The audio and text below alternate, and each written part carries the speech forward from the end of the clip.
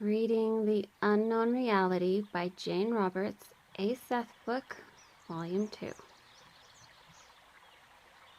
Okay, so this is session 737, and I am going to do this video differently than I have done the others in the past.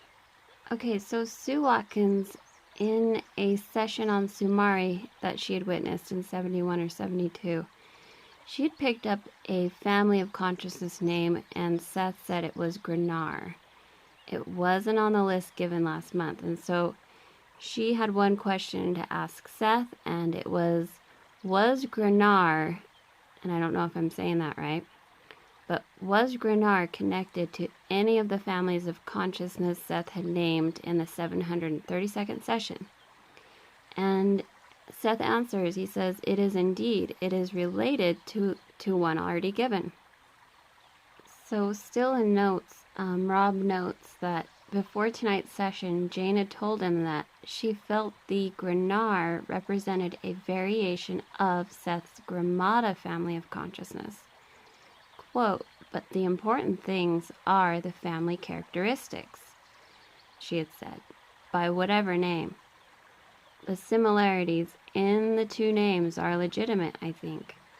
There are also family combinations, and these will have their own names, end quote by Jane. Okay, so Seth comes through and he states, the next family, Bor-le, deals primarily with parenthood. These people are natural, quote, earth parents, end quote. That is, they have the capacity to produce children who, from a certain standpoint, possesses certain excellent characteristics. The children have brilliant minds, healthy bodies, and strong, clear emotions. While many people are working in specific areas, developing the intellect, for example, or the emotions or the body, these parents and their children produce offspring in which a fine balance is maintained. No one aspect of mind or body is developed at the expense of another aspect. The personalities possess a keen resiliency of both body and mind, and serve as a strong earth stock. It goes without saying that members of one family often marry into other families. Of course, the same thing happens here. When this occurs, new stability is inserted, for this particular family acts as a source stock, providing physical and mental strength. Physically speaking, these people often have many children, and usually the offspring do well in whatever area of life is chosen. Biologically speaking, they possess certain qualities that nullify quote-unquote negative codes in the genes. They are usually very healthy people, and marriage into this group can automatically end generations of so-called inherited weaknesses. These people, the Borla, believe then in the natural goodness of sex, the body, and the family unit. However, those attributes are understood in the physical society to which they belong. As a rule, they possess an enchanting spontaneity, however, and all of their creative abilities go into the family group and the production of children.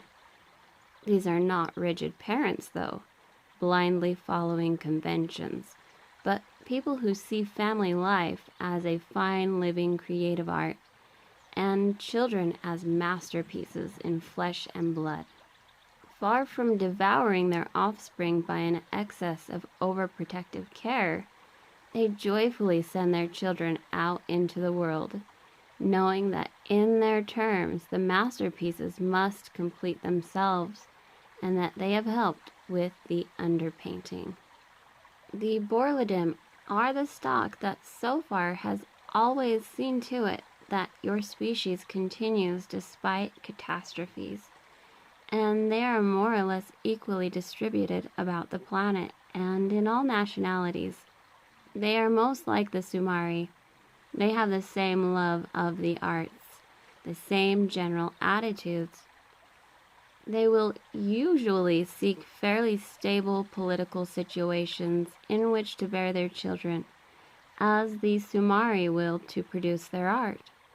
They demand a certain amount of freedom for their children, however, and while they are not political activists, like the Sumari, their ideas often spring to prominence before large social changes and help initiate them. The one big difference is that the Sumari deal primarily with creativity and the arts, and often subordinate family life, while this family thinks of offspring in the terms of living art. Everything else is subordinate to that quote-unquote ideal. The Sumari often provide a cultural, spiritual, or artistic heritage for the species. The Borla family provides a well-balanced earth stock, a heritage in terms of individuals. These people are kind, humorous, playful, filled with a lively compassion, but too wise for the quote-unquote perverted kind of compassion that breeds on other individuals' weaknesses. An artist expects his paintings to be good, or if you will forgive a jingle, at least you should. These people expect their children to be well-balanced, healthy, spiritually keen, and so they are. You will find members of the Bor-le family in almost any occupation, but the main consideration will be on the physical family unit. These parents do not sacrifice themselves for the sake of their children. They understand too well the burden that is placed upon such offspring. Instead, the parents retain their own clear sense of identity and their individual characteristics, serving as clear examples to the children of loving, independent adults. The next family, Ilda, is composed of the quote-unquote exchangers. They deal primarily in the great play of exchange and interchange of ideas, products, social and political concepts. They are travelers carrying with them the ideas of one country to another, mixing cultures, religions, attitudes, political structures. They are explorers, merchants, soldiers, missionaries, sailors. They are often members of crusades. Throughout the ages, they have served as the spreaders of ideas, the assimilators. They, the Ilda, turn up everywhere. They were pirates and slaves as well, historically speaking. They are often primarily involved in social changes. In your time, they may be diplomats, as they were also in the past. Their characteristics are usually those of the adventuresome. Very seldom do they live in one place for long, although they may if their occupation deals with products from another land. Individually, they may seem highly diverse in nature, one from the other, but you will not find them as a rule in universities as teachers. You might find them as archaeologists in the field, however. A good many salesmen belong in this Ilda category. In your terms, they may be cosmopolitan and often wealthy, so that frequent travel is possible. On the other hand, however, in certain frameworks, a humble merchant in a small country who travels through nearby provinces might also belong to this family. These are a lively, talkative, imaginative, usually likable group of people. They are interested in the outsides of things, social mores, the marketplace, current popular religious or political ideas. They spread these from place to place. They are the seed carriers, both literally and figuratively. They can be quote, con men, end quote, selling products supposed to have miraculous values, blinding the local populace with their city airs. Yet, even then they will be bringing with them the aura of other ideas, often inserting into closed areas concepts with which others are already familiar. The members of that family of consciousness provide frequent new options. They may be scientists or the strictest kind of conventional missionaries abroad in alien lands. In your present time, they are sometimes Indians, from India that is, or Africans or Arabs, journeying to your civilization. They add to the great flow of communication. They may be emotional rather than intellectual, as you understand those terms, but they are restless, usually on the move. They can be actors also. In the past, some Ilda have been great courtesans, and even though they were not able to travel physically, they were at the heart of communication, that is, a part of court life or involved with diplomats who did travel. Many of the courtesans who ruled the salons of Europe belonged in the Ilda category then. The Crusades involved great movement in this family, in which trade and commerce and the exchange of political ideas were far more important than the religious aspects. Some members of this family served as initiators of new orders in the Catholic Church in the past.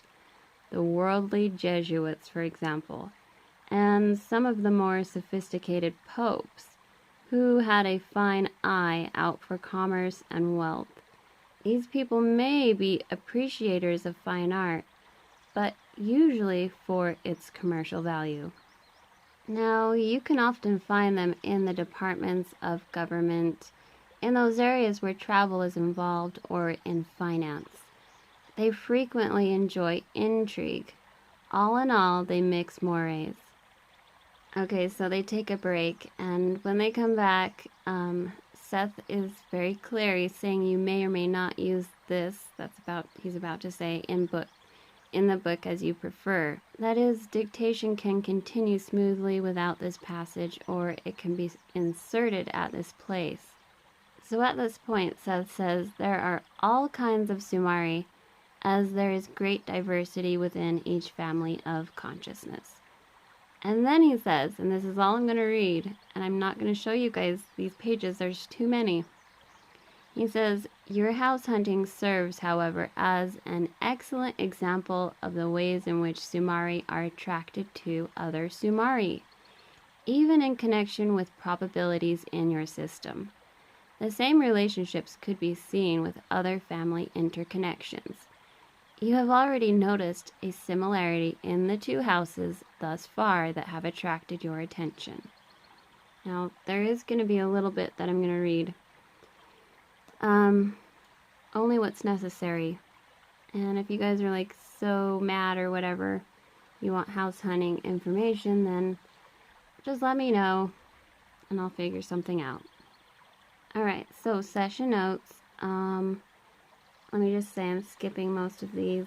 Session note number 6 says that Rob listed the families of consciousness along with simple clues to their pronunciations when Seth gave them in the 730-second session. So here they are.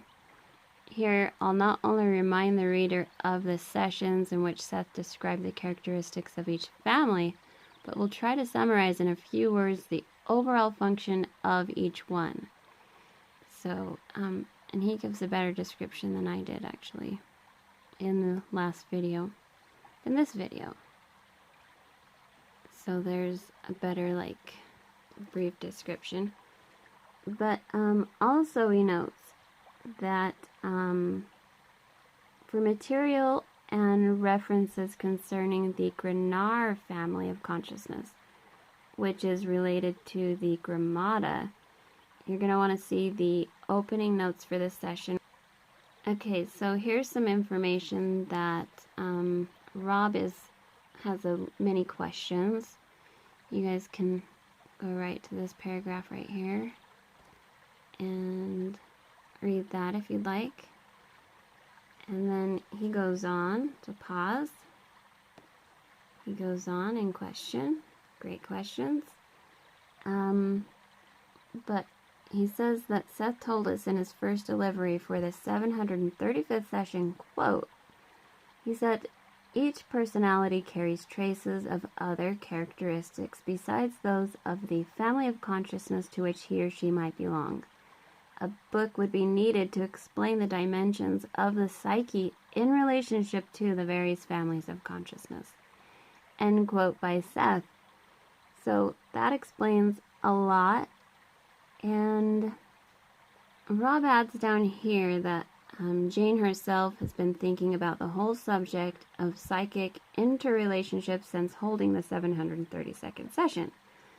She wrote recently, quote, we regard Seth's material on counterparts and families of consciousness as excellent explanations, as thematic frameworks that help us perceive and organize facets of our greater reality that are ignored by conventional academic disciplines.